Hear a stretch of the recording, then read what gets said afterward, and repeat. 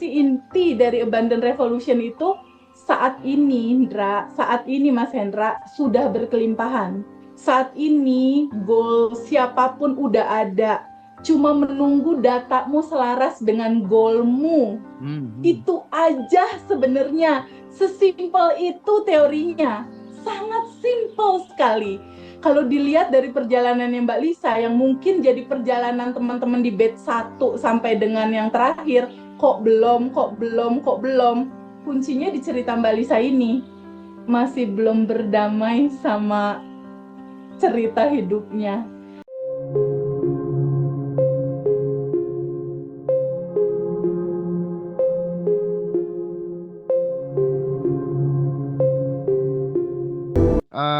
Monggo, Bu Liza.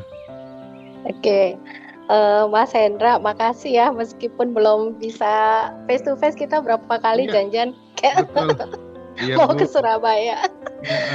Terus Teh Feby, aku thank you banget. Jadi aku di private coaching sama Teh Feby dari mulai September akhir sampai Januari pertengahan. Terus aku juga udah proses releasing trauma. Terus ngeliat, kan aku follow terus YouTube terbarunya Teh Feby ya, sampai yang terakhir itu yang kemarin yang ibu dengan 4 anak, terus yang 2 juta jadi 1 miliar kan. Saya sampai gini, orang-orang ini cepet amat ya goal manifestnya gitu kan. Sedangkan saya tuh 8 bulan sih itu belum ada closing ya. Jadi tahun lalu ada closing, tapi kendala medical check up akhirnya fail, gagal gitu. Terus akhirnya saya juga berdoa, apa ini gitu. Nah, saya tuh baru sadar, baru hari Senin, bahwa kalau sending love, saya udah praktek berkali-kali Mas Hendra. Kalau sending love itu nggak pernah gagal. Sama siapapun, kalau rasa nggak enak sama si A gitu, sending love, saya cuma duduk aja diem gitu, hanya hitungan menit gitu, orang itu jadi baik banget gitu. Nah, wah bagus tuh. Tapi saya gini, nah saya juga sending love ke nasabah-nasabah saya kan, tapi ada satu hal yang saya mau share. Jadi waktu itu saya kan udah pernah releasing trauma nih sama Teh Feby, sampai saya juga muntah-muntah ya. Nah, ternyata saya Senin kemarin tuh saya baru sadar gitu. Ternyata kenapa nih saya ini belum selaras dengan semesta.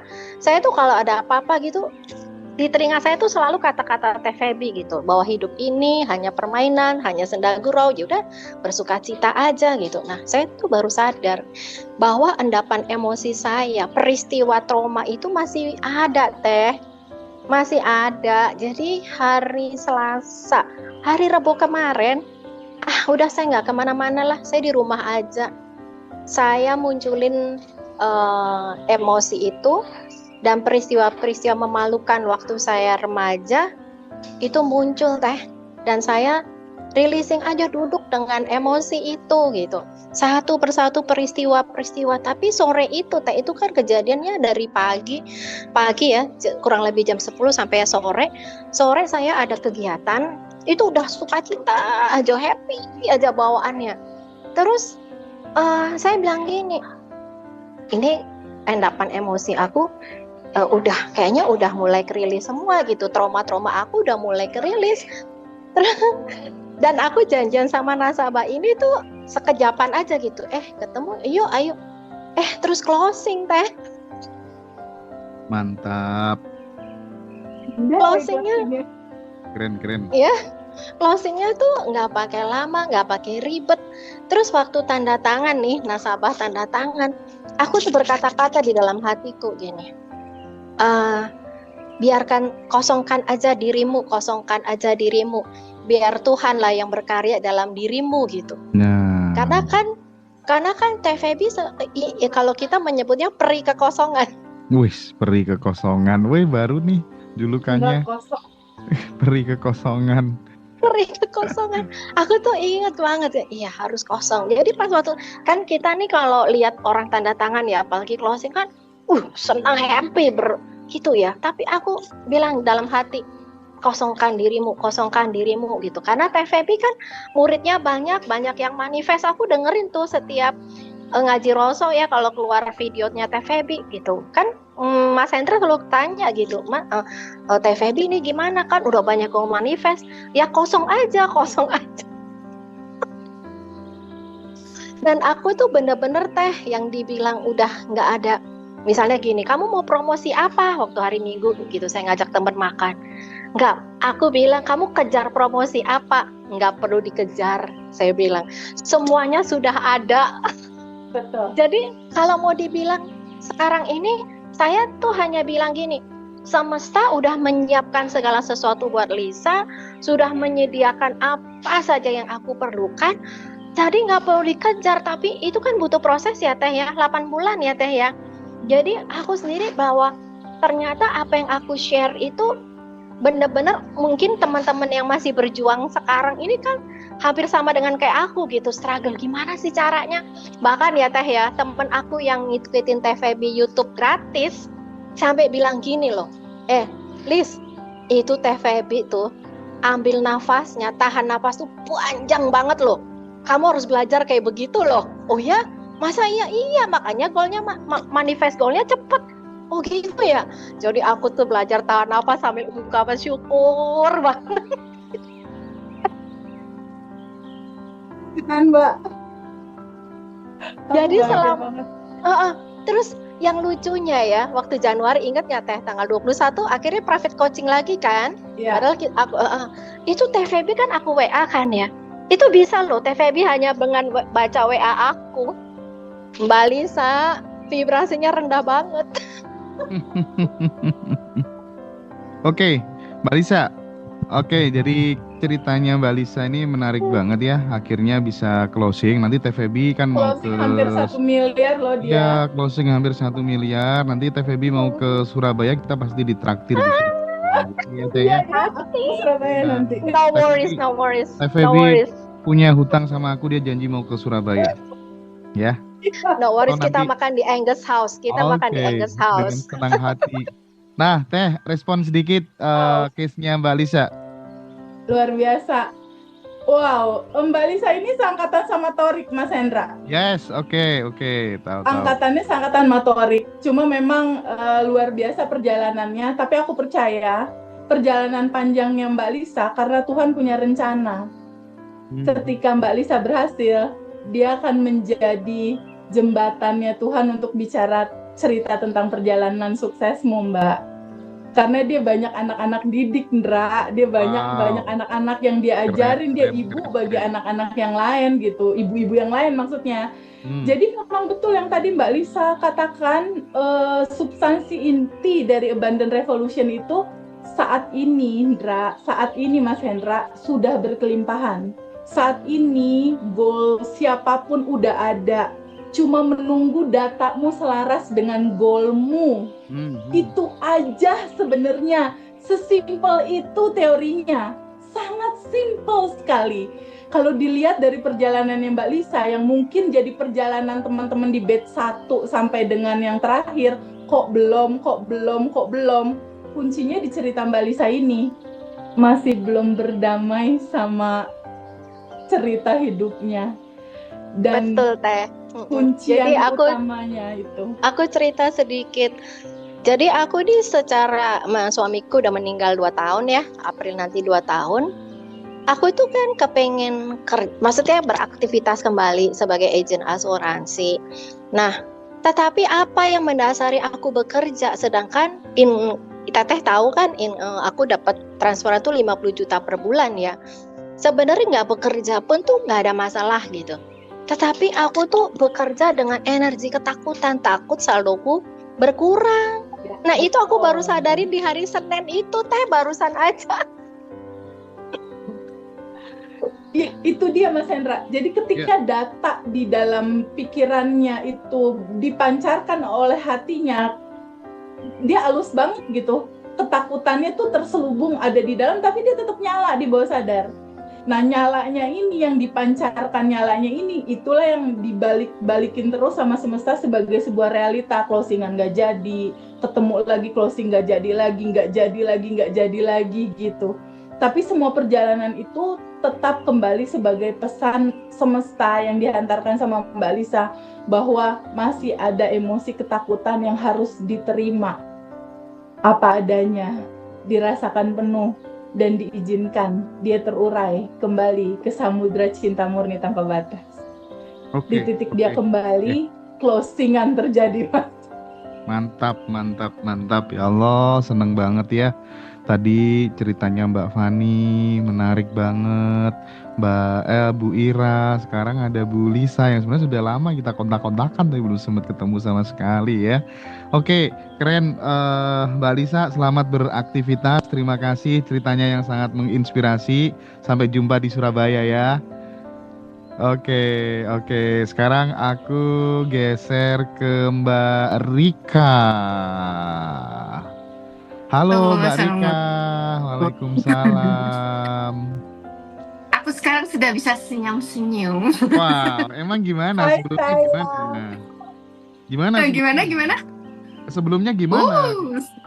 Sebelumnya dar banget hidupku. Cerita dong ke teman-teman dong.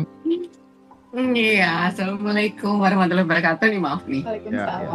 Salam. Kalau cerita singkatnya itu tuh pertengahan 2024 ya, sampai dengan akhir kemarin 2024 tuh aku tuh bener-bener yang dar banget. Aku punya usaha di kuliner. Itu kita mengalami fraud yang luar biasa gitu kan, setelah kita audit gitu kan, sampai pada akhirnya di akhir November 2024 dan Desember itu usaha kami dinyatakan bangkrut lah gitu. Udah pasti stres dong gitu kan, depresi dari aku kalau lagi ingat itu sedih. Tapi sekarang sih sebenarnya udah bahagia, sedih bahagia gitu loh. Karena ternyata digantinya tuh yang luar biasa lah gitu.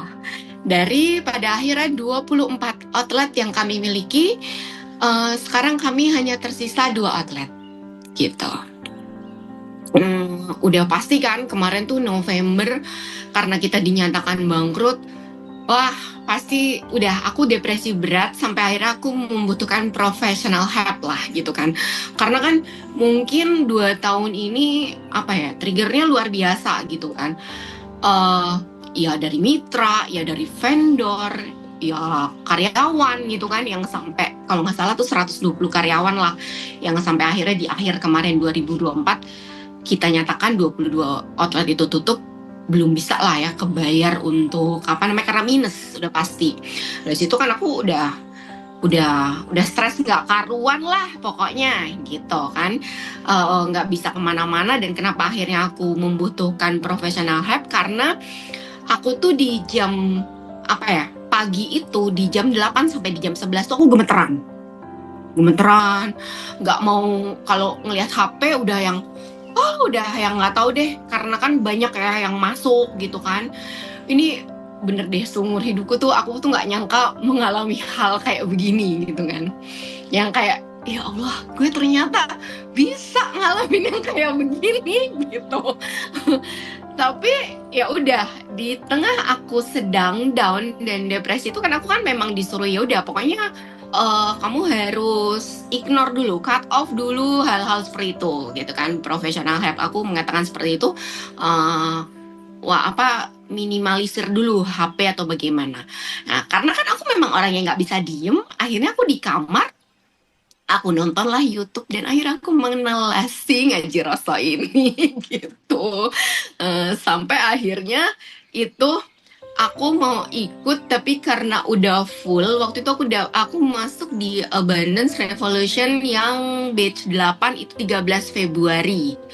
Karena aku merasa lama, akhirnya aku ngomong lagi sama Mas Hendra di WhatsApp, Mas aku mau ikut yang Zoom spesialnya yang di 3 Februari. Terus aku ingat Mas Hendra bilang, jangan, ngapain, lebih baik kamu ikut yang ini. Enggak, aku mau ikut, karena aku bilang gitu.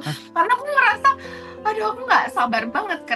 Kenapa di tengah aku menunggu itu? Karena memang pada akhirnya aku kan ngikutin tuh yang YouTube-nya Ngaji Rosa yang lain-lain gitu ya. Terus sama yang Teh Feby juga gitu kan, Teh Febri juga. Terus tapi aku sudah mengalami keajaiban-keajaiban di saat itu gitu loh. Karena kan kalau professional health bukan tidak membantu ya, tapi prosesnya agak lama gitu kan ya. Itu di tengah itu juga aku inget banget pada akhirnya aku cerita singkatnya tuh aku pernah mau melakukan bunuh diri dari lantai 33. Ya Allah. Terus? Nah, udah stres banget kan, kerugiannya kan lumayan. Aku boleh sebut ini gak sih nominal? Boleh, sayang. Boleh. Kerugian itu tuh hampir di 6 miliar. Gitu. Kebayang nggak pada saat itu kemarin di pertengahan 2024 sampai sekarang aku sudah banyak menjual aset-asetku gitu kan, sampai ya udah tapi nggak tahu kenapa ya, mungkin karena merasa aku sedih ajar gitu kan, bahwa aku percaya dengan kalau kita punya prasangka baik, positive feeling gitu kan buatku gitu. Aku tuh ngerasa berkelimpahan, cuman kan ada orang down-nya ya pada saat down-nya itu. Jadi aku walaupun kehilangan aset, aku tuh kayak yang ya udah sih santai aja gitu loh. Cuman aku mikirin yang lebih yang buset deh, hutang gue gimana nih, mana usaha gue satu-satunya udah terpuruk gitu kan. Ya udah aku tuh sampai pernah melakukan percobaan bunuh diri itu dari lantai 33. Ya, 2 kali. Terus gagal semua. Gagal semua. Kenapa kok gagal? Kucingnya menyelamatkan, Mas. Ya memang belum waktunya kali ya. Gitu kan. PR lo masih banyak. Pelajaran. Jadi lo mau bunuh diri. Kayak bunuh diri menyelesaikan masalah gitu kan. Tapi aku inget banget kalau nggak salah tanggal berapa, 3 hari sebelum kalau nggak salah tanggal 3 atau tanggal 2 aku mencoba melakukan percobaan bunuh diri. At the end, di tanggal 6 kucingku jatuh dari lantai 33. Ya Allah. Gitu, aku udah sempet WhatsApp-nya ke Teh Febri dan aku kasih lihat gitu kan.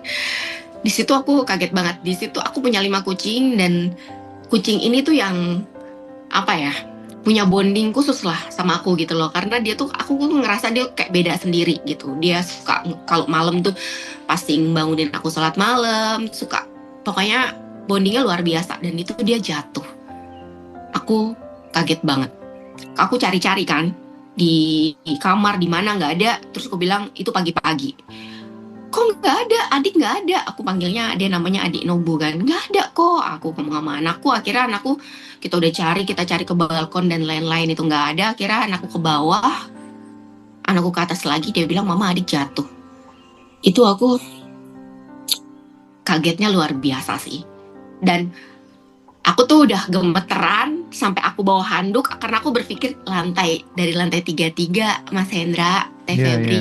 Kebayang gak sih di kepala aku tuh ya udahlah, dia udah nggak ada aja, udah mati aja gitu kan. Udah cepet lah, udah apa. Masya Allahnya itu aku menemukan keajaiban. Dia hidup. Dia hidup dan lehernya masih berdiri tegak. Masya Allah. Gitu. Dia lagi duduk di tempat duduk di bangku satpam, dia lagi nunggu. Rupanya dia 1 jam, udah 1 jam lah jatuh gitu. Kita nggak ada yang tahu kenapa bisa balkon itu juga bisa terbuka gitu kan. Dan ternyata selamat, dan cuma dinyatakan 4 kakinya patah. Dan akhirnya kita melakukan dokter bilang gimana dok, pokoknya lakukanlah yang terbaik. Ya udah, akhirnya dioperasi 4-4-nya, walaupun dokter bilang ini kecil sekali kemungkinan dia untuk bisa jalan. Tapi Masya Allah dia sekarang berjalan walaupun dengan 1 kakinya itu udah nggak bisa diinin lah, karena waktu pada saat jatuh tumpuannya kayak di situ ya, jadi benar-benar yang patah. Tapi dia sampai dokter tuh sampai kaget waktu aku ke klinik juga bilang, suster ini tolong dibantu karena kucingku jatuh dari lantai 33. Oh, dari lantai 3 ya, Bu. Bukan dari lantai 33. Itu jadi viral sih. Iya. Gitu. Karena sampai dokter bilang, ini 16, lantai 16 aja pernah ada kejadian dia mati. Tapi ini tuh kayak keajaiban banget gitu. Dan di situ aku bilang, lakukan yang terbaik, Dok. Ya nggak mungkin kan aku diem aja ya, dinyatakan patah. Walaupun aku udah, aduh kondisinya minus. Di situ suster bilang, segini Bu, katanya gitu. Pokoknya belasan juta lah untuk operasi. Aku udah bengong. Tapi ya udah. Di situ aku bilang lakukan. Terus aku ke sebelah di masjid situ. Terus aku bilang gini, aku yakin pasti Allah bantu. Aku yakin. Ya itu. Aku manifest, aku yang jadi sebelum ikut abundance tapi aku udah belajar sedikit-sedikit kan.